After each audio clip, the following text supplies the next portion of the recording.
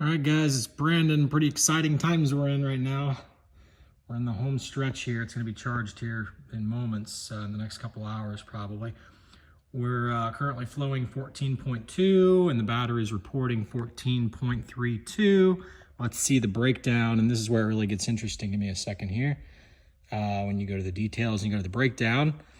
Okay, so I want to point something out. This battery over here is higher charged than this one over here. 3566, 3563. How'd that happen? Because the BMS toggles between the two, and whichever one's higher, it toggles. Well, you say, well, why didn't it do that earlier, Brandon? It was, but the issue is it toggles based on, I think, like a number of reasons, but I think perhaps resistance is part of it. And so it keeps throwing it back to, anyway, the point is when you start to get up to the peak, it goes parabolic very easily.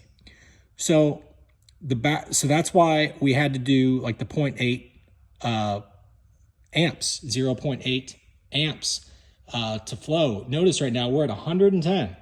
You say, well, how the hell did that happen? Why'd you go up there? Well, believe it or not, I've been up there for over an hour. Been there for a while because I started to notice I wasn't making good progress anymore, and this guy was really falling down. He got down to 3.5 or 3.4, I forget what it was, and I was like, well, damn. So what's happening is the BMS is using more of the power to these other guys, and here's what it boils down to. When you have more often toggles back and forth, remember how I told you it's like it's trying to like push a car from a stop. It takes the most force to get the car rolling. If you and your buddies ever have to push a car to like jump start it or roll it out of the garage, getting it going is the hard part. Same thing for voltage and currents. Getting the electrons and ions and everything moving is the tricky part. So here's the thing.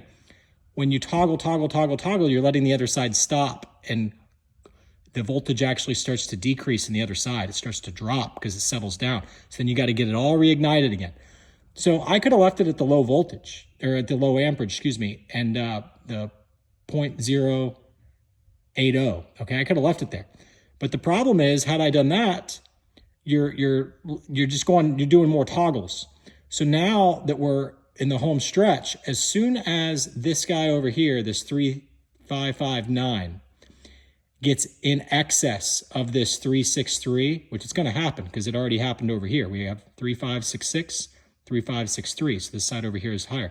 As soon as that happens over here, then I know they're kind of like on an even playing field.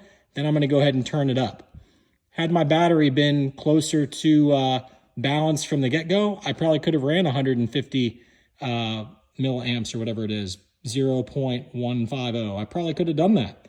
And, you know, Clark's advice would have worked. But if the battery's way out of balance, like this one was, that advice doesn't work. So I don't know if he pointed that out in his video or not. Not trying to criticize him, just trying to help you guys out to know.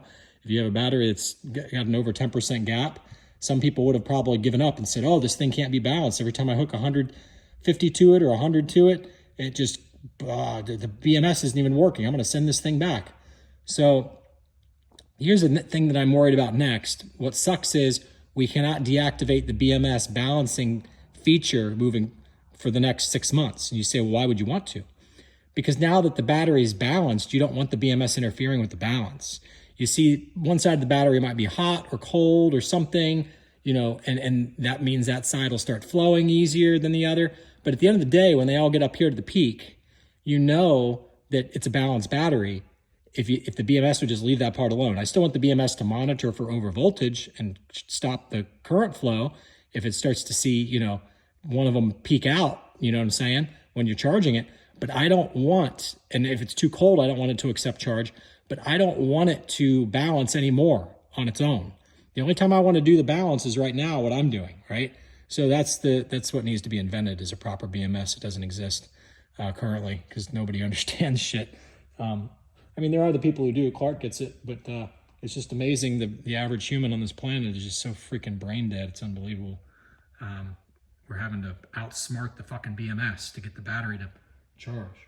So anyway, and don't get me wrong, again, we could have gone to where the spec sheet said, the 3.25 and a little above, we would have been fine. But by the time I'm done, this thing's going to be reading almost 15, okay, 15 volts by the time I get the sucker balanced. So you'll see what I'm saying soon. All right, see ya.